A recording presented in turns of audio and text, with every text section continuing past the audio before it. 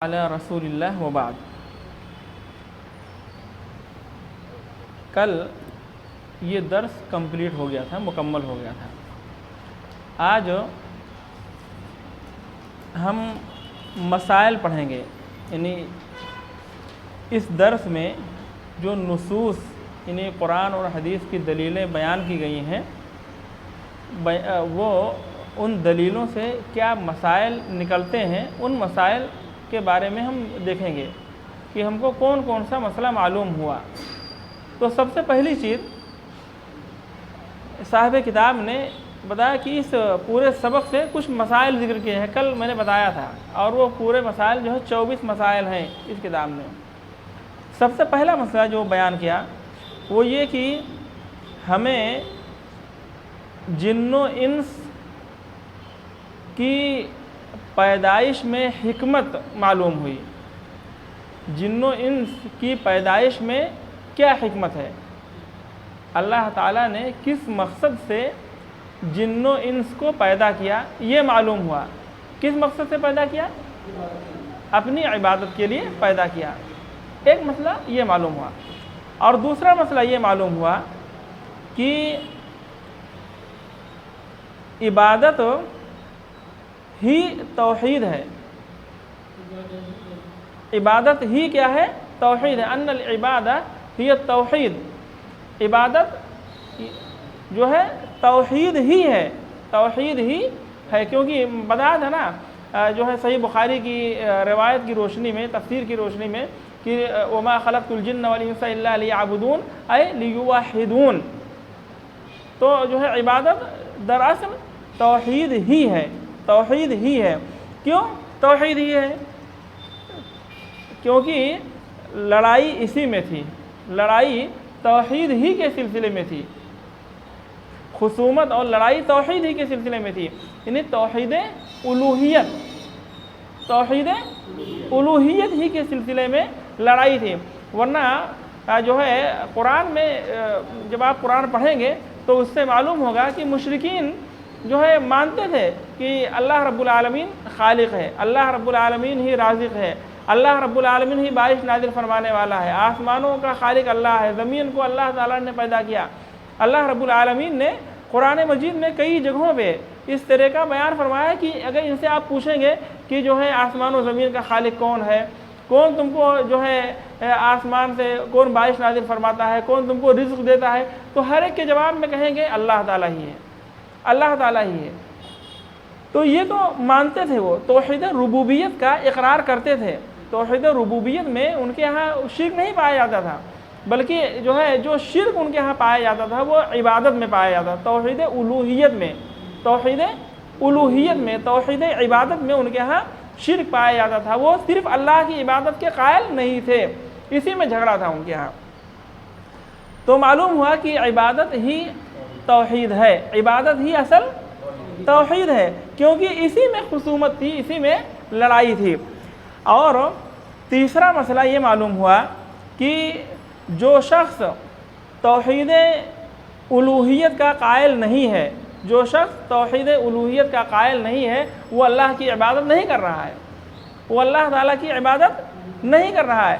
یعنی جو اس بات کا قائل نہیں ہے کہ اللہ تعالیٰ اکیلے عبادت کا مستحق ہے، جو صرف اللہ رب العالمین کی عبادت نہیں کرتا ہے، وہ گویا کہ اللہ تعالیٰ کی عبادت نہیں کر رہا ہے۔ یہ سمجھے کہ جو شخص اللہ کی عبادت کرتا ہے، اللہ کی عبادت کے ساتھ اوروں کی بھی عبادت کرتا ہے، تو آپ یوں سمجھیں کہ وہ اللہ کی عبادت نہیں کر رہا ہے۔ جب وہ شرک جب آ گیا اس کے ہاں تو اس کی عبادت برباد ہو گئی، بیکار ہو گئی۔ اور جو ہے اس میں یعنی اس بات کے اندر کہ جو شخص توحید الوہیت کا قائل نہیں ہے، اس نے اللہ کی عبادت نہیں کی، گویا کی اس میں جو ہے وَلَا أَنْتُمْ عَابِدُونَ مَا أَعْبُدُ کا معنی پایا جاتا ہے۔ وَلَا أَنْتُمْ عَابِدُونَ مَا أَعْبُدُ، یعنی اور تم اس کی عبادت نہیں کرنے والے ہو جس کی میں عبادت کرتا ہوں، جس کی میں عبادت کرتا ہوں، یعنی اس کی تم عبادت نہیں کرنے والے ہو، تم اس کی عبادت نہیں کرتے ہو جس کی میں عبادت کرتا ہوں۔ تو یہ تین مسئلے ہوئے، ایک تو یہ کہ جن و انس کی تخلیق میں کیا حکمت ہے، یہ حکمت اور مصلحت معلوم ہوئی۔ اور دوسری یہ کہ عبادت ہی دراصل توحید ہے، کیونکہ عبادت ہی کے سلسلے میں جھگڑا تھا، جھگڑا اور خصومت اسی کے بارے میں تھی۔ اور تیسرا مسئلہ یہ معلوم ہوا کہ جس نے جو ہے توحید کا اقرار نہیں کیا اس نے اللہ رب العالمین کی عبادت نہیں کی، یا یہ سمجھیے کہ جس نے صرف اللہ کی عبادت نہیں کی اس نے اللہ کی عبادت ہی نہیں کی۔ اور چوتھا مسئلہ یہ معلوم ہوا کہ اللہ رب العالمین نے جو پیغمبروں کو بھیجا ہے ان کو بھیجنے میں کیا حکمت ہے، پیغمبروں کو بھیجنے میں کیا حکمت ہے، یہ حکمت معلوم ہوئی۔ وہ حکمت کیا ہے؟ وَلَقَدْ بَعَثْنَا فِي كُلِّ أُمَّةٍ رَسُولًا أَنِ اعْبُدُوا اللَّهَ وَاجْتَنِبُوا الطَّاغُوتَ، یہ ہے، یعنی اللہ رب العالمین نے پیغمبروں کو بھیج کر کے جو ہے بندوں کو اپنی عبادت کی طرف بلایا ہے، یعنی اس مقصد سے اللہ رب العالمین نے پیغمبروں کو بھیجا کہ بندوں کو اللہ کی عبادت کی طرف انہیں دعوت دیں اور اللہ رب العالمین کی ذات سے شرک کی نفی کریں، شرک سے انہیں منع کریں، بندوں کو شرک سے روکیں، اس لیے اللہ رب العالمین نے پیغمبروں کو بھیجا۔ تو اس درس میں یہ مسئلہ بھی ہم کو معلوم ہوا کہ جو ہے اللہ رب العالمین نے کس حکمت کے تحت اور کس مصلحت کے تحت پیغمبروں کو بھیجا ہے، کیا مقصد ہے، کیا حکمت ہے؟ اللہ کی عبادت کی طرف دعوت دینا اور شرک سے لوگوں کو منع کرنا۔ اب پانچواں مسئلہ یہ معلوم ہوا کہ ان الرسالۃ عامت کل امت، کہ رسالت ہر امت کو عام ہے، ہر امت کو رسالت عام ہے۔ وَلَقَدْ بَعَثْنَا فِي كُلِّ أُمَّةٍ رَسُولًا، اللہ تعالیٰ نے ہر امت میں ایک رسول بھیجا ہے، ایک رسول ہر امت کے اندر بھیجا ہے اسی بات کی دعوت دینے کے لیے۔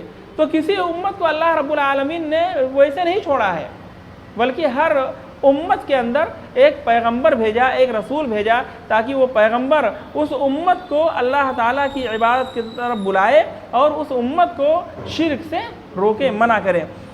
اور چھٹا مسئلہ یہ معلوم ہوا کہ انبیاء کا دین ایک ہے، انبیاء کا دین ایک ہی ہے، ان دین الانبیاء واحد۔ کیونکہ سب نے جو ہے ایک ہی دین کی دعوت دی ہے نا، ایک ہی بات کی دعوت دی ہے۔ وَلَقَدْ بَعَثْنَا فِي كُلِّ أُمَّةٍ رَسُولًا أَنِ اعْبُدُوا اللَّهَ وَاجْتَنِبُوا الطَّاغُوتَ، سب نے أَنِ اعْبُدُوا اللَّهَ وَاجْتَنِبُوا الطَّاغُوتَ کی دعوت دی ہے کہ اللہ کی عبادت کرو اور اللہ رب العالمین کے سوا کی عبادت کو چھوڑ دو، اللہ تعالیٰ کے علاوہ کی عبادت کو تم چھوڑ دو، صرف اللہ کی عبادت کرو۔ تو اس کی ہر نبی نے، ہر پیغمبر نے اس بات کی دعوت دی ہے۔ تو معلوم ہوا کہ انبیاء کا دین ایک ہی ہے۔ اسی واسطے اللہ کے نبی صلی اللہ علیہ وسلم نے فرمایا کہ ہم انبیاء کی جماعت اللاتی بھائی ہیں، ہم انبیاء کی جماعت اللاتی بھائی۔ اللاتی بھائی کس کو کہتے ہیں؟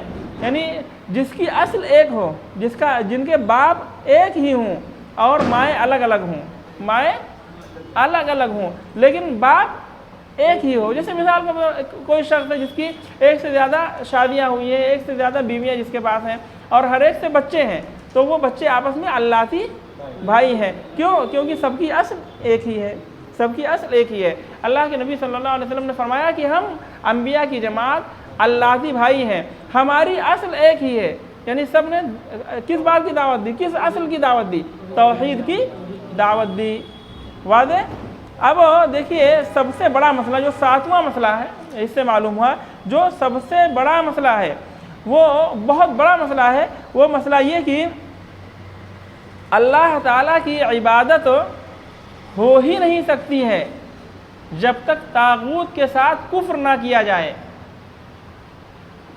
اللہ تعالیٰ کی عبادت ہو ہی نہیں سکتی ہے جب تک طاغوت کا کفر نہ کیا جائے، طاغوت کا انکار نہ کیا جائے۔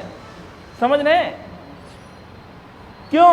اللہ رب العالمین نے فرمایا فَمَن يَكْفُرْ بِالطَّاغُوتِ وَيُؤْمِن بِاللَّهِ فَقَدِ اسْتَمْسَكَ بِالْعُرْوَةِ الْوُثْقَىٰ، یعنی جس نے طاغوت کے ساتھ کفر کیا، یعنی طاغوت کا انکار کیا اور اللہ تعالیٰ پر ایمان رکھا، فَقَدِ اسْتَمْسَكَ بِالْعُرْوَةِ الْوُثْقَىٰ، تو اس نے مضبوط کڑے کو اور مضبوط دستے کو پکڑ لیا۔ یعنی طاغوت کا معنی کل ما عبد من دون اللہ، یعنی اللہ رب العالمین کے علاوہ جس کی بھی عبادت کی جاتی ہے وہ طاغوت ہے، اللہ کو چھوڑ کر کے جس کی بھی عبادت کی جاتی ہے وہ طاغوت ہے۔ آگے آ رہا ہے معنی، اس کے بعد ہی آ رہا ہے وہ، اس کے بعد ہی یہ معنی آ رہا ہے۔ تو کیا سب سے بڑا مسئلہ اس میں جو بتایا، 7واں مسئلہ جو سب سے بڑا مسئلہ ہے وہ مسئلہ یہ کہ اللہ تعالیٰ کی عبادت ہو ہی نہیں سکتی ہے جب تک کہ طاغوت کے ساتھ کفر نہ کیا جائے، طاغوت کا انکار نہ کیا جائے، طاغوت کا انکار نہ کیا جائے، طاغوت کے ساتھ کفر نہ کیا جائے، مطلب طاغوت کا انکار نہ کیا جائے، تب تک اللہ کی عبادت ہو ہی نہیں سکتی ہے۔ ٹھیک ہے، ان اعبدوا اللہ واجتنبوا الطاغوت، کہ اللہ کی عبادت کرو اور طاغوت کی عبادت سے بچو، یعنی بتایا تھا وَاتْرُكُوا عِبَادَةَ مَا سِوَاهُ، اس کا معنی یہ بتایا تھا کہ اللہ تعالیٰ کے یعنی واجتنبوا الطاغوت کا معنی بتایا تھا وَاتْرُكُوا عِبَادَةَ مَا سِوَاهُ، یعنی اللہ رب العالمین کے علاوہ کی عبادت کو چھوڑ دو۔ تو طاغوت کا معنی یہ فرمایا۔ 8واں مسئلہ کہ ان الطاغوت عام، طاغوت عام ہے، طاغوت کیا ہے؟ عام ہے، فی کل ما عبد من دون اللہ، ہر اس چیز کے اندر جس کی عبادت کی جائے اللہ کو چھوڑ کر، اللہ کو چھوڑ کر کے جس کی بھی عبادت کی جائے وہ طاغوت ہے، وہ طاغوت ہے، اللہ کو چھوڑ کر جس کی بھی عبادت کی جائے وہ طاغوت ہے۔ جیسے کل میں نے بتایا تھا، اللہ ابن قیم پرسوں بتایا تھا، اللہ ابن قیم رحمہ اللہ نے اس کی بڑی جامع تعریف کی ہے اور کہا کہ کل ما تجاوز به العبد حدہ، یعنی ہر وہ چیز طاغوت ہے جس کی وجہ سے بندہ حد کو پار کر جائے، حد کو پار کر جائے وہ طاغوت ہے۔ تو بتایا کہ طاغوت یہ عام ہے ہر اس چیز میں جس کی عبادت ہوتی ہے اللہ تعالیٰ کو چھوڑ کر کے، اللہ کو چھوڑ کر کے جس کی بھی عبادت ہوتی ہے وہ سب کے سب طاغوت ہیں۔ تو یہ 8 مسائل ہوئے۔ اب دیکھیے 9واں مسئلہ یہ ہے، 9واں مسئلہ یعنی جو سورہ انعام کی آیات ہیں، 3 آیات، ان کی عظمت معلوم ہوئی، عظمت شان معلوم ہوئی۔ جی ہاں، ہو ہی نہیں سکتی ہے، انکار نہ کیا جائے، جی کفر نہ کیا جائے۔ اور 8واں مسئلہ بتایا کہ طاغوت عام ہے، طاغوت کیا ہے؟ عام ہے، ہر اس چیز میں جس کی بھی عبادت ہوتی ہو اللہ کو چھوڑ کر۔ یعنی یہ کہیے کہ طاغوت کا معنی معلوم ہوا، طاغوت کا معنی معلوم ہوا وہ یہ کہ اللہ کو چھوڑ کر جس کی بھی عبادت کی جاتی ہے وہ سب طاغوت ہیں۔ اب 9واں مسئلہ یہ کہ جو ہے سورۃ الانعام کی جو 3 محکم آیتیں پڑھی گئیں اس سبق کے اندر، ان 3 آیتوں کی عظمت شان معلوم ہوئی کہ وہ 3 آیتیں کتنی اہم ہیں، وہ 3 آیتیں کتنی اہم ہیں سلف صالح کے نزدیک۔ اور ان 3 آیتوں میں 10 بڑے بڑے مسائل ہیں، جیسے میں نے بتایا تھا کہ وہ اصولی مسائل ہیں، بڑے مسائل ہیں جو ہے۔ اور بتا کہ ان آیات میں جو شروع کیا گیا ہے، کس سے شروع کیا گیا ہے؟ شرک سے، یعنی منع کیا گیا، یہاں سے اسٹارٹ کیا گیا ہے کہ اللہ تعبدوا الا یہ اللہ تشرکوا به شیئا، یعنی قل تعالوا اتل ما حرم ربکم علیکم، قل تعالوا اتل ما حرم ربکم علیکم اللہ تشرکوا به شیئا، یہاں سے شروع کیا گیا ہے۔ اور ان 3 آیتوں کی اہمیت معلوم ہے کہ کتنی زیادہ اہم ہیں یہ 3 آیتیں۔ کل ان مسائل کی وضاحت میں نے کر دی تھی، 10 مسائل کی، وہ جو ہے آپ اپنے پرانے معلومات کو چیک کیجئے اور ان مسائل کو دیکھیے، کیونکہ تھوڑا وقت کا ہمیں خیال رکھنا ہے نا، اعادہ کی ضرورت ہے، ان مسائل کو دہرانے کی ضرورت ہے نہیں۔ انشاءاللہ دوسرے کچھ مسائل میں دہراؤں گا، ہے نا، لکھا ہوا ہے تو ٹھیک ہے۔ اصل میں ان کو میں جان بوجھ کے نہیں دہرا رہا ہوں، کیونکہ سورہ بنی اسرائیل کی چند آیتیں ہیں، ان پر انشاءاللہ تعالیٰ ابھی ہم گفتگو کریں گے۔ تو جو ہے 10واں مسئلہ معلوم ہوا، سورہ بنی اسرائیل میں جو چند آیات ہیں، چند آیات محکم آیات ہیں جن کے اندر 18 مسائل، 18 بڑے بڑے مسائل بیان کیے گئے ہیں، وہ مسائل بھی ہمیں معلوم ہوئے، وہ مسائل بھی جو 18 مسائل معلوم ہوئے ہیں ان مسائل کی بھی بڑی اہمیت ہے. ان مسائل کو اللہ رب العالمین نے 18 مسائل کو بیان کیا ہے. ان مسائل کو بیان کرتے ہوئے اللہ رب العالمین نے جو ہے توحید سے شروع کیا ہے. یعنی یہ کہ اللہ تعالیٰ کی عبادت کرو اور اللہ رب العالمین کے علاوہ کسی اور کو معبود نہ بناؤ، اور اسی بات پر ختم بھی کیا ہے. ان 18 مسائل کو کی شروعات اسی سے کی ہے، توحید سے، اور توحید سے اس کو ختم بھی کیا ہے. ٹھیک ہے، تو وہ 18 مسائل کیا ہیں بتائیں جی. 18 مسائل وہ ہم بتائے نہیں ابھی، کیونکہ اس میں کتاب میں صرف اشارہ کیا گیا. سورہ بنی اسرائیل کی آیت کا ایک ٹکڑا خالی بتایا گیا اور اشارہ کیا گیا. تو جو ہے اس کو شروع کرتے ہیں آیت نمبر 22 سے 22 سے. اللہ رب العالمین نے شروع کیا سورہ بنی اسرائیل میں، سورہ اسراء میں، لا تجعل مع اللہ الہا آخر فتقعد مذموما مخذولا، کہ اللہ رب العالمین کے ساتھ کوئی اور معبود نہ بناؤ، کسی اور کو معبود نہ بناؤ، کسی دوسرے کو معبود نہ بناؤ اللہ تعالیٰ کے ساتھ. فتقعد مذموما مخذولا، کہ تم جو ہے رسوا ہو کر کے، مذموم مطلب رسوا ہو کر کے، ذلیل ہو کر کے اور بے سہارا ہو کر کے بیٹھ جاؤ.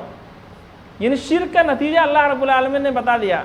شرک کا نتیجہ بتا دیا کہ شرک کرنے کی وجہ سے تم گھٹیا ہو جاؤ گے، ذلیل ہو جاؤ گے، رسوا ہو جاؤ گے اور بے سہارا بھی ہو جاؤ گے. اللہ تعالیٰ مشرک کی مدد نہیں کرتا ہے، اللہ تعالیٰ موحدین کی مدد کرتا ہے. تو اس آیت میں جو ہے شرک کا نتیجہ اور انجام بھی اللہ رب العالمین نے بتا دیا. اور اس کے بعد میں یعنی ایک مسئلہ، ایک بڑا مسئلہ تو یہ یہاں سے اللہ رب العالمین نے شروع کیا، یعنی کس سے؟ توحید سے، شرک کی نفی سے. کیا کہ لا تجعل مع اللہ الہا آخر، اللہ رب العالمین کے ساتھ کسی دوسرے کو معبود نہ بناؤ، کہ تم ذلیل و رسوا ہو کر کے اور بے سہارا ہو کر کے بیٹھ جاؤ. یعنی ایسا کرو گے تم ذلیل و رسوا ہو جاؤ گے اور بے سہارا ہو جاؤ گے. وَقَضَىٰ رَبُّكَ أَلَّا تَعْبُدُوا إِلَّا إِيَّاهُ، اور تمہارے رب کا فیصلہ ہے، یعنی تمہارے رب کی وصیت ہے، حکم ہے کہ تم اللہ رب العالمین ہی کی عبادت کرو، اس کے سوا کسی اور کی عبادت نہ کرو. اللہ تعبدوا الا ایاہ، کہ تم عبادت نہ کرو مگر صرف اسی کی، صرف اللہ رب العالمین کی عبادت کرو. وبالوالدین احسانا، اور والدین کے ساتھ حسن سلوک کرو، اچھا برتاؤ کرو. کل میں نے بتایا تھا، ایک دو حدیثیں میں نے ذکر کی تھی کہ جو ہے والدین کی اطاعت و فرما برداری کی کتنی زیادہ اہمیت ہے، اور ان کی جو ہے نافرمانی کرنا اور ان کی اطاعت و فرما برداری نہ کرنا کتنا بڑا گناہ ہے. اللہ کے نبی صلی اللہ علیہ وسلم نے فرمایا کہ یہ اکبر الکبائر ہے، عقوق الوالدین، والدین کی نافرمانی یہ اکبر الکبائر ہے، یعنی کبیرہ گناہوں میں بھی بڑا گناہ ہے، کبیرہ گناہوں میں بھی سب سے بڑا گناہ ہے. اللہ کے نبی صلی اللہ علیہ وسلم نے ایک حدیث کے اندر یہ بھی فرمایا کہ اللہ رب العالمین کی رضامندی والدین کی رضامندی میں ہے. یعنی والدین خوش ہیں تو اللہ تعالیٰ خوش ہے، والدین ناراض ہیں سخطہ فی سخط الوالدین، اللہ رب العالمین کی ناراضگی ماں باپ کی ناراضگی میں ہے. یعنی ماں باپ ناراض ہیں تو اللہ رب العالمین بھی ناراض ہے. اور جو ہے نبی کریم صلی اللہ علیہ وسلم نے ایک حدیث کے اندر فرمایا، اس حدیث کا میں صرف مفہوم آپ کے سامنے ذکر کرتا ہوں. اس میں یہ ہے کہ یعنی اپنے ایک صحابی نے اللہ کے نبی صلی اللہ علیہ وسلم سے ذکر کیا کہ اللہ کے نبی صلی اللہ علیہ وسلم جو ہے ماں باپ کی وفات کے بعد بھی ان کے حسن سلوک میں سے کوئی حصہ باقی رہتا ہے؟ تو آپ نے فرمایا کہ ہاں، ماں باپ کے جو رشتہ دار ہیں ان سے رشتہ جو ہے استوار رکھو، ان سے رشتہ قائم رکھو، ان کے جو دوست احباب ہیں ان کا خیال رکھو، ان سے جو ہے اچھا تعلق رکھو، ان کے حقوق ادا کرو. یہ کیا ہے؟ ماں باپ کے حسن سلوک کا یہ حصہ ہے. تو ماں باپ کے بڑے جو ہے کا بڑا مقام ہے، ان کی بڑی فضیلت ہے، اور ماں باپ کی نافرمانی بہت بڑا گناہ ہے، اکبر الکبائر یعنی کبیرہ گناہوں میں بھی بڑا گناہ ہے. تو اللہ رب العالمین نے دیکھیے اس میں اپنے حق کے بعد، یعنی پہلے ان آیات میں شرک سے اللہ رب العالمین نے منع فرمایا، پھر جو ہے اللہ رب العالمین نے توحید کا حکم یعنی اپنی عبادت کا حکم دیا، اور پھر والدین کے ساتھ حسن سلوک کرنے کا حکم دیا، اور فرمایا اما یبلغن عندک الکبر احدهما او کلاهما فلا تقل لهما اف ولا تنهرهما وقل لهما قولا کریما۔ اگر جو ہے تمہارے سامنے دونوں میں سے کوئی بھی یا دونوں کے دونوں جو ہے بڑھاپے کو پہنچ جائیں، یعنی تمہاری موجودگی میں تمہارے ماں باپ دونوں یا دونوں میں سے کوئی ایک بڑھاپے کو پہنچ جائیں تو کیا کرو، فلا تقل لهما اف، تو تم ان سے اف تک نہ کہو، ان کو کیا ہے، اف تک نہ کہو، ان کو اف تک نہ کہو۔ اف یعنی تکلیف کا جو ہے سب سے ہلکا کلمہ ہے، سب سے معمولی کلمہ ہے اف۔ اف یعنی جس سے تکلیف پہنچتی ہے، یہ سب سے معمولی کلمہ ہے۔ اگر اس سے بھی کوئی ہلکا کلمہ ہوتا تو اللہ رب العالمین اس کو بھی ذکر کرتا، یعنی اف سے ہلکا کلمہ کوئی کلمہ نہیں ہے، کوئی ورڈ نہیں ہے۔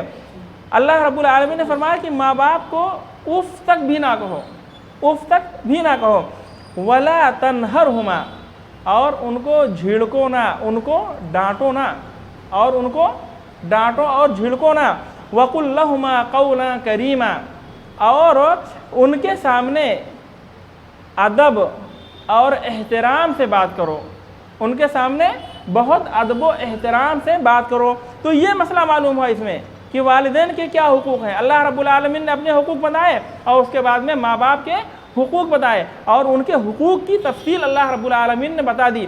آگے آیت میں بھی بتایا وَاخْفِضْ لَهُمَا جَنَاحَ الذُّلِّ مِنَ الرَّحْمَةِ، کہ رحمت اور شفقت سے یعنی محبت سے تم جو ہے ان کے لیے تواضع کا بازو، خاکساری کا بازو جو ہے جھکا دو۔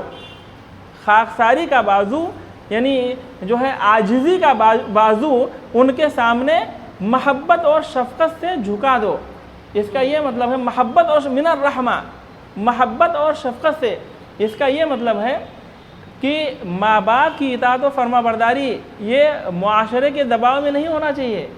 سمجھ رہے ہیں کہ معاشرہ ہمیں کیا کہے گا، یا یہ کہ جو ہے دکھاوے کے لیے نہیں، ٹھیک ہے، بلکہ اس میں کیا ہے، یہ اس میں تکلف نہیں ہونا چاہیے، دکھاوا اور تصنع نہیں ہونا چاہیے، بلکہ محبت اور شفقت بھی ہونا چاہیے، محبت اور شفقت بھی ہونا چاہیے۔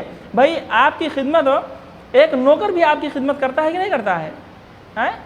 آپ کی خدمت کرتا ہے، ایک نوکر بھی آپ کی خدمت کرتا ہے، اور آپ جو بھی کہتے ہیں وہ کر کے لا کے دیتا ہے، سب کچھ پرفیکٹ کرتا ہے، لیکن کیا وہ آپ سے دلی محبت کی بنیاد پر کرتا ہے؟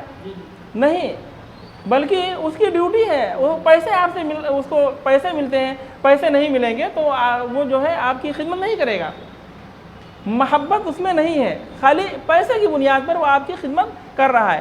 یہاں پیسے کی بنیاد پہ خدمت نہیں کرنی ہے، بلکہ محبت سے ماں باپ کی خدمت کرنی ہے، شفقت کے ساتھ، خوشی خوشی کی۔ چلو یہ ہمارے لیے شرف کی بات ہے، ہمارے لیے شرف کی بات ہے، یہ سعادت کی بات ہے، خوشی کی بات ہے کہ اللہ تعالیٰ نے ہمیں یہ موقع دیا ہے کہ ماں باپ کی ہم خدمت کریں۔ وَقُلْ رَبِّ ارْحَمْهُمَا كَمَا رَبَّيَانِي صَغِيرًا، اور جو ہے کہتے رہو، کہو کہ میرے رب میرے ماں باپ پر رحم فرما جیسا کہ ان دونوں نے جو ہے بچپن میں ہمیں پالا ہے، جیسے ان دونوں نے ہمیں بچپن میں پالا ہے ویسے ہی تو ان پر رحم فرما۔ جانتے ہیں ماں باپ کتنی تکلیف اٹھاتے ہیں، کتنی پریشانی اٹھاتے ہیں، ماں کا مقام جانتے ہیں کہ جو ہے بچہ جو ہے بچپن میں پیشاب کر دیتا ہے بستر پر، ماں اس گیلی جگہ پہ لیٹ جاتی ہے اور بچے کو سوکھی جگہ پہ لٹا دیتی ہے، اور ایسے ہی پوری رات ماں باپ جاگتے ہیں، ان کے لیے قربانی دیتے ہیں، بچہ بیمار ہوتا ہے تو پریشان ہو جاتے ہیں۔ آپ ساری چیزیں جانتے ہیں کہ کتنی قربانیاں ماں باپ بچوں کے لیے دیتے ہیں، تو یہ تقاضا ہے کہ ماں باپ کے لیے بھی دعا کی جائے۔ کیا؟ وَقُلْ رَبِّ ارْحَمْهُمَا كَمَا رَبَّيَانِي صَغِيرًا، کہ میرے رب ان دونوں کے ساتھ تو مہربانی کر، ان پر رحم فرما جیسا کہ ان دونوں نے بچپن میں ہمیں پالا ہے۔ رَبُّكُمْ أَعْلَمُ بِمَا فِي نُفُوسِكُمْ، تمہارا رب خوب جانتا ہے اس کو جو تمہارے دلوں کے اندر ہے، جو تمہارے دلوں کے اندر ہے۔ اللہ رب العالمین خوب جانتا ہے کہ ماں باپ کا کیا ادب و احترام ہے، کتنی محبت اور شفقت ہے، کس جو ہے جذبے سے تم ان کی خدمت کر رہے ہو، ساری چیزیں اللہ رب العالمین جانتا ہے۔ ان تکونوا صالحین فإنہ کان للأوابین غفورا، اگر تم نیک بن جاؤ گے تو اللہ رب العالمین جو ہے توبہ کرنے والوں کو بہت زیادہ بخشتا ہے، بہت زیادہ معاف کرتا رہتا ہے۔ یعنی اللہ رب العالمین نے تم کو جن کاموں کا پابند کیا ہے وہ کام تم کرتے رہو، ان کاموں کو کرتے رہو، اور اللہ رب العالمین کی طرف بار بار رجوع ہوتے رہو، کیونکہ بھائی انسان ہیں ہم، بتقاضۂ بشریت انسان ہونے کے ناطے ہم بہت سارا اچھا کام کرتے ہیں، لیکن انسان ہونے کے ناطے کبھی غلطیاں ہو جاتی ہیں۔ تو جو ہے جب اللہ رب العالمین کی طرف بار بار رجوع کرتے رہیں گے، اللہ تعالیٰ سے توبہ کرتے رہیں گے، تو اللہ رب العالمین بہت زیادہ بخشنے والا بھی ہے۔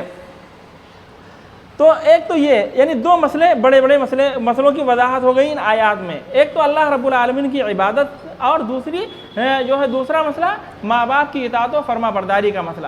اب تیسرا مسئلہ وَآتِ ذَا الْقُرْبَى حَقَّهُ وَالْمِسْكِينَ وَابْنَ السَّبِيلِ وَلَا تُبَذِّرْ تَبْذِيرًا، اور قرابت داروں کو ان کا حق دیتے رہو، اور مسکینوں کو ان کا حق دیتے رہو، اور مسافروں کو ان کا حق دیتے رہو، وَلَا تُبَذِّرْ تَبْذِيرًا، اور جو ہے فضول خرچی نہ کرو، اسراف نہ کرو، پیسوں کو ناحق نہ اڑاؤ۔ جانتے ہیں پہلے مفسرین نے لکھا ہے کہ شیطان انسان کو پہلے بخل کی دعوت دیتا ہے، بخیلی کی دعوت دیتا ہے۔ شیطان جو ہے انسان کو پہلے بخیلی کی دعوت دیتا ہے کہ تم بخیلی کرو، مال کو جمع کر کے رکھو، روک کر کے رکھو، محتاج ہو جاؤ گے کون دے گا تم کو، وہ اس طرح کی باتیں کرتا ہے۔ تمہاری مصیبت میں کون تمہارے کام آئے گا، رکھو، برے حالات کے لیے بچا کر کے رکھو، اس طرح کی باتیں شیطان ڈالتا رہتا ہے، یعنی بخیلی کا حکم کرتا ہے شیطان۔ لیکن جب بندہ بخیلی نہیں کرتا ہے، شیطان کی اس میں نافرمانی کر جاتا ہے، تو پھر وہ کیا کرتا ہے، دوسرا راستہ اختیار کرتا ہے، وہ یہ کہ بندوں کو اسراف کرنے کا حکم دیتا ہے، تبذیر کے راستے پر لگا دیتا ہے، اسراف کے راستے پر لگا دیتا ہے، فضول خرچی کے راستے پر اس کو لگا دیتا ہے کہ ٹھیک ہے تم بخیلی نہیں کر رہے تو اب فضول خرچی کرو۔ اب یہاں دیکھیں تبذیر اللہ رب العالمین نے فرمایا، اسراف بھی آتا ہے، اسراف کے معنی بھی فضول خرچی اور تبذیر کے معنی بھی فضول خرچی۔ جانتے ہیں تبذیر کس کو کہتے ہیں؟ تبذیر جو ہے ناحق جگہ خرچ کرنا، جہاں پہ پیسہ خرچ کرنا جائز نہیں ہے، جہاں پہ کچھ خرچ کرنا جائز نہیں ہے وہاں پیسہ خرچ کرنا، وہاں کچھ خرچ کرنا، یہ تبذیر ہے۔ یہ کیا ہے؟ تبذیر ہے۔ چاہے آپ تھوڑا بھی خرچ کریں گے تب بھی وہ تبذیر مانا جائے گا، زیادہ خرچ کریں گے تب بھی تبذیر مانا جائے گا۔ مثال کے طور پر جیسے جو ہے کوئی شخص جو ہے فلم دیکھنے کے لیے پیسے خرچ کر رہا ہے، تو بھلے وہ 10 ہی روپے کا ٹکٹ مل رہا ہے وہ تبذیر ہے، 10 روپیہ 20 روپیہ اس کا خرچ ہو رہا ہے تب بھی وہ تبذیر ہے۔ ایسے بھی جتنے بھی غلط کام ہیں، برے کام ہیں، ان کاموں کو کرنے کے لیے جو پیسے خرچ کرتا ہے یا غلط کام کرنے کے لیے کسی کا تعاون کر دیتا ہے تو وہ سب کے سب تبذیر ہیں، چاہے وہ زیادہ خرچہ کرے یا کم خرچ کرے۔ سمجھ رہے ہیں؟ اور اسراف کس کو کہتے ہیں؟ یعنی مباح اور جائز کاموں کے لیے ضرورت سے زیادہ خرچ کر دینا، ضرورت سے زیادہ خرچ کر دینا۔ مثال کے طور پر جیسے بھائی ایک فیملی ہے، اس کا 1 کلو اگر وہ گوشت لے کر کے آتا ہے تو سب کے لیے کافی ہو جائے گا، لیکن پیسے ہیں، لے کے آیا 5 کلو اٹھا لایا، پکایا، تھوڑا کھائے، جو ہے 1-2 بوٹی نوچے اس کے اندر پھینک دیے۔ جیسے دیکھیے شادیوں میں کیسے ہوتا ہے، لوگوں کے سامنے مختلف قسم کے ڈش آتے ہیں، تھوڑا اس میں سے لیا، تھوڑا اس میں سے لیا، آدھا گوشت کھایا، 1 بوٹی لیتے ہیں، بہت سے لوگوں کو دیکھا گیا تو لیتے ہیں، اس کے بعد تھوڑا سا کھائیں گے پھینک دیں گے، پھر دوسرے میں سے لیں گے، تھوڑا سا کھائیں گے پھینک دیں گے۔ تو یہ کیا ہے؟ یہ اسراف ہے۔ یعنی ایسی جگہوں پہ خرچ کرنا تو جائز ہے لیکن ضرورت سے زیادہ انسان نے خرچ کر دیا، اس لیے وہ کیا ہے؟ وہ اسراف ہے۔ تو تبذیر اور اسراف میں فرق آپ نے سمجھا؟ تبذیر کس کو کہتے ہیں؟ یعنی ناحق اور ناجائز جگہوں پر خرچ کرنا، یہ تبذیر ہے، چاہے آپ زیادہ خرچ کریں یا تھوڑا خرچ کریں۔ اور اسراف مباح کاموں کے لیے ضرورت سے زیادہ خرچ کرنا، مباح یعنی جائز کاموں کے لیے ضرورت سے زیادہ خرچ کرنا یہ اسراف ہے، ٹھیک ہے۔ اب تبذیر جو ہے بہت زیادہ سنگین ہے، تبذیر جو ہے یہ بہت زیادہ سنگین ہے۔ فرمایا کہ ان المبذرین کانوا اخوان الشیاطین، تبذیر کرنے والے فضول خرچ یہ جو ہے شیاطین کے بھائی ہیں۔ کس کے بھائی ہیں؟ شیاطین کے بھائی ہیں۔ وَكَانَ الشَّيْطَانُ لِرَبِّهِ كَفُورًا، اور شیطان اپنے رب کا بہت بڑا ناشکرا ہے، بہت بڑا ناشکر، کفور مبالغہ کا صیغہ ہے، یعنی بہت زیادہ ناشکری کرنے والا ہے۔ تو اور 2-3 مسائل معلوم ہوئے، یعنی جو ہے اللہ رب العالمین کی عبادت اور والدین کی فرما برداری، اور اس کے بعد میں تیسرا مسئلہ کیا جو ہے اللہ کے راستے میں خرچ کرنا، کن کو دینا، یعنی قرابت داروں کو دینا، مسکینوں کو اور مسافروں کو دینا، اور جو ہے اسراف نہیں کرنا، اسراف نہیں کرنا، فضول خرچی نہیں کرنا۔ اور اس کے بعد میں فرمایا اللہ رب العالمین نے جہاں خرچ کی بات بتائی ہے کہ کن لوگوں کو، وَآتِ ذِی الْقُرْبَىٰ حَقَّهُ وَالْمِسْكِينَ وَابْنَ السَّبِيلِ وَلَا تُبَذِّرْ تَبْذِيرًا۔ تو اس کے بعد میں اللہ رب العالمین وَإِمَّا تُعْرِضَنَّ عَنْهُمُ ابْتِغَاءَ رَحْمَةٍ مِّن رَّبِّكَ، اگر تمہیں ان سے اعراض کرنا پڑ جائے، ان سے منہ موڑنا پڑ جائے، کبھی ایسا ہوتا ہے نا کہ آدمی جو ہے غریبوں کو، رشتہ داروں کو، مسکینوں کو، ابن السبیل کو، مسافروں کو، سب کو دیتا رہتا ہے، لیکن کچھ ایسی ضرورت پیش آ جاتی ہے، کچھ ایسے کام آ جاتے ہیں جن کی وجہ سے ان کو دینا بند کرنا پڑتا ہے۔ کبھی حالت ایسی آتی ہے نا، ایک جیسی حالت تو رہتی نہیں ہے، وہ حالت مختلف وجوہات سے پیدا ہوتی ہے۔ وہ حالت جیسے مثال کے طور پر کبھی پیسے ہی کم ہو گئے، کبھی ایسا ہے کہ کوئی دوسری ضرورت آ گئی، اور کوئی بہت بڑا اہم کام آ گیا جہاں پہ خرچ کرنا ہے۔ تو جب ایسی بات پیش آ جائے اور ان سے روگردانی کرنا پڑے، یعنی ان سے اعراض کرنا پڑے، کن سے؟ رشتہ داروں سے، یعنی خرچ کرنے کے لیے، خرچ کرنے کے واسطے ان کو دینے کے اعتبار سے ان سے اعراض کرنا پڑے، ان سے جو ہے منہ موڑنے کی نوبت آ جائے، روگردانی کی نوبت آ جائے، یعنی یہ کہ ان کو محروم کرنے کی نوبت آ جائے کسی وجہ سے کہ اب ہم نہیں دے سکتے ہیں۔ اگر ایسی بات آ جائے نا، تو اللہ رب العالمین نے اس کا ادب بتایا ہے کہ پھر ہم کو کیا کرنا ہے۔ کیا فرمایا؟ وَإِمَّا تُعْرِضَنَّ عَنْهُمُ ابْتِغَاءَ رَحْمَةٍ مِّن رَّبِّكَ تَرْجُوهَا، یعنی اگر تم کو ان سے اعراض کرنا پڑ جائے اپنے رب کی کسی ایسی رحمت کی تلاش میں جس کی تمہیں امید ہو، یعنی کسی اور اچھے کام کے لیے تم کو پیسے خرچ کرنے پڑ جائے، اور یہ ہے کہ تم اس اچھے کام میں پیسے خرچ کرو گے تو ان کی مدد نہیں کر پاؤ گے، تو ایسی بات پیش آ جائے تو ان سے، مسکینوں سے کیا کہنا ہے؟ فَقُلْ لَهُمْ قَوْلًا مَيْسُورًا، تو ان سے نرمی کے ساتھ اور اچھائی کے ساتھ گفتگو کرنا ہے، ان سے اچھے سے گفتگو کرنا ہے، نرمی کے ساتھ گفتگو دینا ہے، ایسی گفتگو کرنا ہے تاکہ ان کا حوصلہ باقی رہے، وہ آپ سے بالکل نا امید اور مایوس نہ ہو جائیں، بلکہ ان کی امید باقی رہے اور آپ سے وہ مطمئن رہیں کہ چلو بھائی ان کی ضرورت، کوئی ایسی ضرورت آ گئی ہے، وہ ضرورت پوری ہو جائے گی تو پھر ہماری طرف یہ دھیان دیں گے، ہماری طرف توجہ کریں گے، ٹھیک ہے۔ یہ بھی بہت بڑا ادب ہے خرچ کرنے کے تعلق سے۔ جی، پھر اللہ رب العالمین نے ایک چیز اور بتایا، ایک بہت بڑا مسئلہ یہ بتایا، یعنی جہاں تبذیر سے منع فرمایا، فضول خرچی سے منع فرمایا، وہیں بخیلی سے بھی منع فرمایا۔ فرمایا وَلَا تَجْعَلْ يَدَكَ مَغْلُولَةً إِلَىٰ عُنُقِكَ، اور اپنے ہاتھ کو اپنے گردن سے باندھ کر کے نہ رکھو، اپنے گردن سے لگا کر کے باندھ کر کے نہ رکھو، یعنی مطلب کیا جو ہے بالکل ہاتھ کو باندھ کر کے نہ رکھو، یعنی خرچ سے بالکل رک نہ جاؤ۔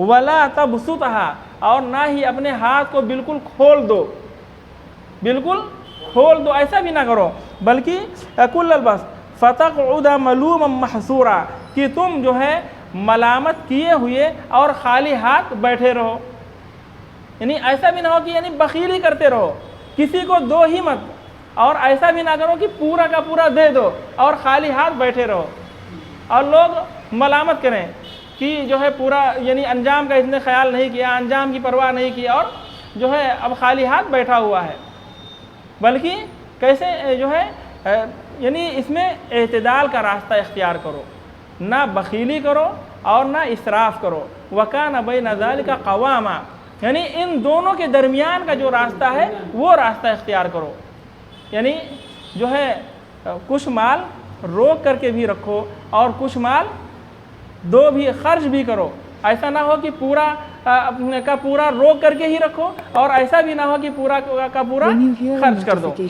اور ایک پھر اللہ رب العالمین نے فرمایا ان ربک یبسط الرزق لمن یشاء ویقدر، اللہ رب العالمین جو ہے جس کے لیے چاہتا ہے رزق کو کشادہ کر دیتا ہے اور جس کے لیے اللہ رب العالمین چاہتا ہے رزق کو تنگ کر دیتا ہے۔ انہ کان بعبادہ خبیرا بصیرا، اللہ رب العالمین اپنے بندوں سے باخبر ہے اور دیکھنے والا ہے۔ ولا تقتلوا اولادکم خشیۃ املاق، اب آگے اللہ رب العالمین نے ایک بہت بڑا مسئلہ بیان فرمایا، جو مسئلہ ہم پڑھ چکے ہیں، آگے پہلے پڑھ چکے ہیں سورہ انعام کی آیات میں، یہاں بھی اللہ رب العالمین نے اس کو بیان فرمایا کہ تم اپنی اولاد کو فقر و فاقہ کے ڈر سے قتل نہ کرو، کیونکہ ہم ان کو بھی رزق دیتے ہیں اور تم کو بھی رزق دیتے ہیں۔ ان قتلہم کان خطأ کبیرا، ان کو قتل کرنا یہ بہت بڑی غلطی ہے۔ یہ کیا ہے؟ بہت بڑی غلطی ہے اولاد کو قتل کرنا۔ کل اس کی صورتیں بتائی گئی تھیں کہ کیسے کیسے جو ہے آج بھی اولاد کو قتل کیا جاتا ہے۔ ولا تقربوا الزنا، ایک مسئلہ اور بیان فرمایا اللہ تعالیٰ نے کہ زنا کے قریب بھی نہ جاؤ، زنا کے قریب بھی نہ جاؤ۔ زنا کے قریب جانے کا مطلب کیا ہے؟ کل اس پر بھی گفتگو ہوئی تھی، ٹھیک ہے۔ انہ کان فاحشۃ وساء سبیلا، یہ جو ہے بے حیائی کا کام ہے اور بدترین راستہ ہے، برا راستہ ہے۔ ولا تقتلوا النفس التي حرم اللہ الا بالحق، اور اس نفس کو قتل نہ کرو جس نفس کے قتل کو اللہ تعالیٰ نے حرام کر دیا ہے، الا بالحق، مگر حق کے ساتھ۔ اور حق بتایا تھا کہ 3 صورتیں ہیں۔ ومن قتل مظلوما، اور جو شخص ناحق قتل کیا گیا، جو شخص مظلومن مطلب ناحق قتل کیا گیا، بغیر کسی گناہ کے قتل کیا گیا، فقد جعلنا لولیہ سلطانا، تو اللہ تعالیٰ نے فرمایا کہ ہم نے اس کے ولی کو، اس کا جو وارث ہے، اس کے وارث کو ہم نے قوت دی ہے، سلطانا قوت عطا کر دی ہے کہ جو ہے وہ اس کا قصاص لے، اس کا بدلہ لے۔ فلا یسرف فی القتل، پس وہ جو ہے وہ جو اس کا ولی اور سلطان ہے جس کو اللہ رب العالمین نے قصاص لینے کا حق دیا ہے اور طاقت دی ہے، اس کو اللہ تعالیٰ نے نصیحت فرمائی فلا یسرف فی القتل، وہ قصاص اگر لے رہا ہے تو قتل میں اسراف سے کام نہ لے، تجاوز نہ کرے۔ یعنی یہ کہ جو ہے مثال کے طور پر ایک شخص نے جس ہتھیار سے قتل کیا تھا اس ہتھیار کو چھوڑ کر کے کچھ دوسرا ہتھیار استعمال کرے، اس نے ایک دفعہ میں قتل کر دیا تھا، یہ اس کے ٹکڑے ٹکڑے کر کر کے قتل کرے بدترین طریقے سے، یہ کیا ہے؟ قتل میں تجاوز کرنا ہے، اسراف کرنا ہے۔ بلکہ اس میں کیا ہے؟ اللہ کے نبی صلی اللہ علیہ وسلم نے فرمایا کہ اللہ رب العالمین نے ہر چیز میں احسان کو فرض قرار دیا ہے، کتب الاحسان فی کل شیء، اللہ رب العالمین نے ہر چیز میں احسان کو واجب قرار دیا ہے کہ جب تم جو ہے قتل کرو تو بہترین طریقے سے قتل کرو، اچھا طریقہ اختیار کرو، چاہے جتنا بڑا تمہارا دشمن ہو۔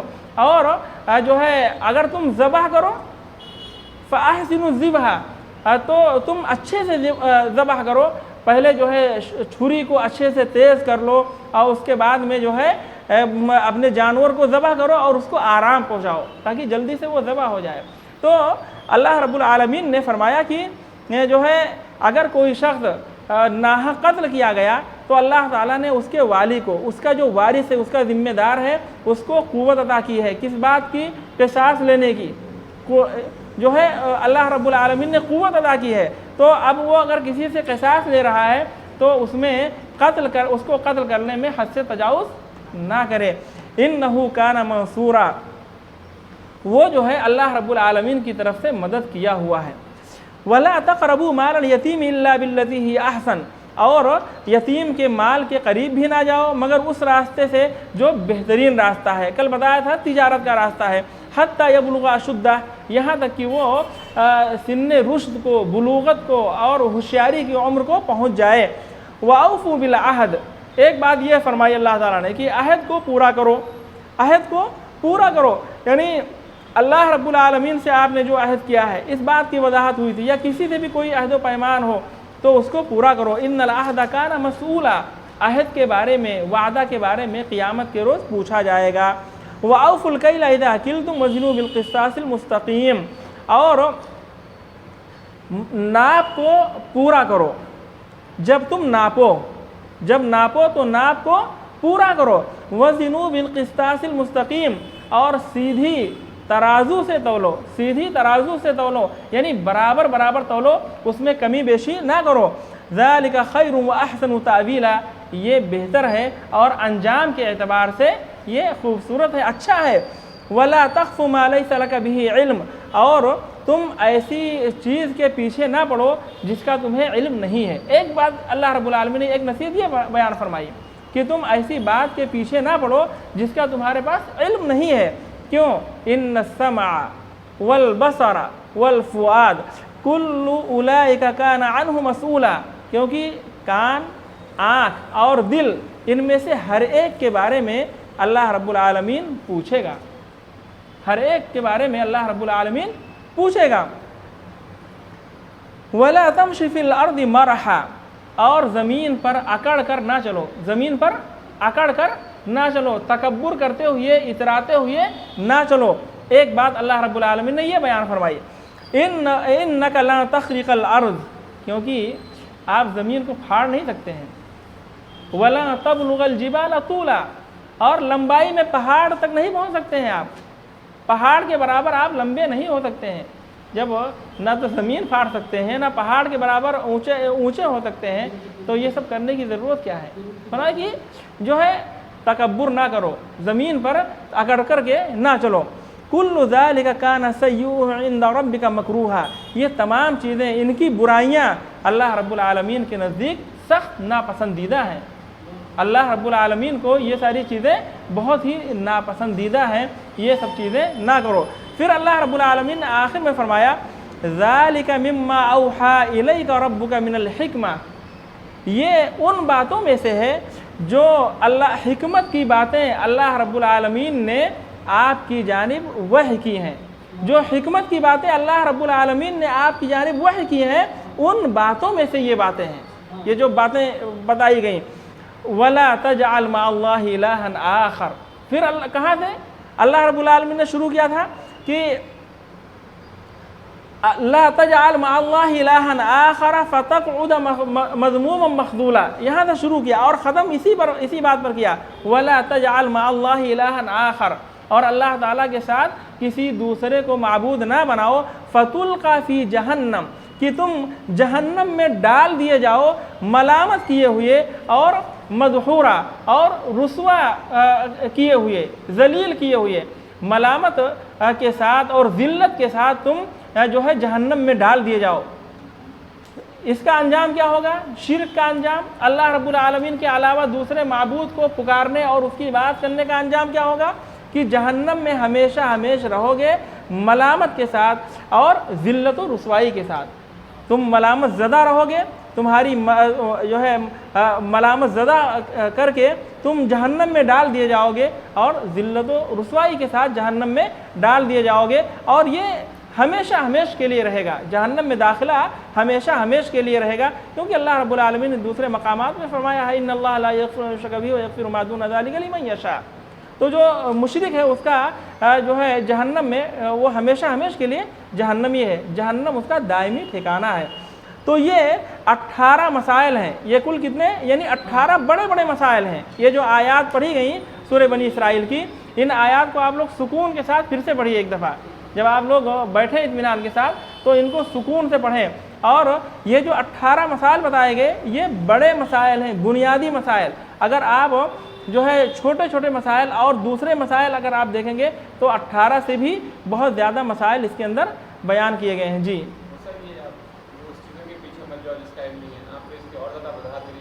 اچھا، وَلَا تَخْفُ مَا لَيْسَ لَكَ بِهِ عِلْمٌ، جیسے بہت زیادہ مطلب کھود و کرید میں پڑھنا، ہاں، وَلَا تَجَسَّسُوا وَلَا يَغْتَبْ بَعْضُكُمْ بَعْضًا، یعنی جاسوسی نہ کرو اور جو ہے آپس میں ایک دوسرے کی غیبت نہ کرو۔ تو یہ سب جو ہے یعنی عیب جوئی کرنا، کسی کی عیب کو تلاش کرتے رہنا کہ مل جائے اور لوگوں میں بیان کر دیں، اڑا دیں، یا جو ہے ٹوہ میں پڑے رہنا، غلطیاں تلاش کرتے رہنا، کوئی غلطی ملے لوگوں میں بیان کریں، اس کو بدنام کریں، یا جو ہے اور کسی کے بارے میں کچھ سن لیں اور اس کو بغیر کسی علم اور بغیر کسی تحقیق کے آپ بیان کرنے لگیں۔ مثال کے طور پر ایک شخص کو جو ہے ایک خاتون کو آپ نے بے پردہ دیکھ لیا کہ وہ کہیں جا رہی ہے، اب اس کے بارے میں لوگ طرح طرح کی باتیں کرتے ہیں کہ یہ فلاں جگہ جا رہی ہے، فلاں جگہ جا رہی ہے، یا آپ نے دیکھا کہ کسی کے ساتھ وہ باتیں کر رہی ہے، کسی سے بات کر رہے، ہو سکتا ہے اس کا بھائی ہو، اس کا باپ ہو، اس کا بیٹا ہو، کوئی جو ہے اس پہ شک اور شبہ کر لے کہ یہ فلاں یہ کسی اجنبی آدمی کے ساتھ ہے، یہ کسی اجنبی کے آدمی کے ساتھ ہے، وہ غلط ہے۔ تو یہ سب باتیں ایسی ہیں وَلَا تَقْفُ مَا لَيْسَ لَكَ بِهِ علم، کہ جس بات کا تم کو علم نہیں ہے اس کے پیچھے نہ پڑو۔ اور کیا ہے، اس سے بے چینیاں بڑھتی ہیں۔